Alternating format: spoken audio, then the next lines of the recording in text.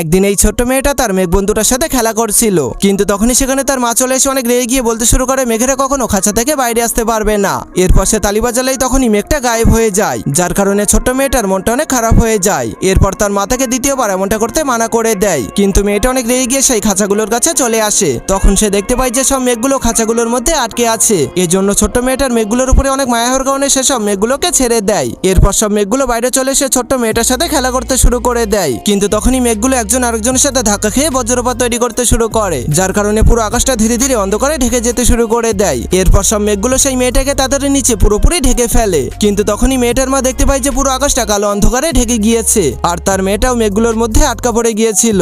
এজন্য তখনই সে শীষ বাজালেই সব মেঘগুলো সেখান থেকে পালিয়ে যায়। এরপর মেয়েটার মা অনেক রেগে গিয়ে ছোট্ট মেয়েটাকে তালি বাজাতে বলে। তখন মেয়েটা তালি বাজাতে শুরু করলেই তখনই সব মেঘগুলো বৃষ্টিতে পরিণত হয়ে গায়েব হয়ে যায়, যার কারণে ছোট্ট মেয়েটা অনেক মন খারাপ করে কান্না করতে শুরু করে দেয়। তখন তাকে কান্না করতে দেখে তার মায়ের মনটা অনেক খারাপ হয়ে যায়। এজন্য সে তার মেয়েটার কাছে চলে এসে তার জন্য নতুন একটা মেঘ বন্ধু বানিয়ে দেয়। তখন এটা দেখার পর মেয়েটা অনেক খুশি হয়ে তার মাকে জড়িয়ে ধরে। তুমিও তোমার মাকে ভালোবাসো কিনা সেটা অবশ্যই কমেন্ট করে জানাবে।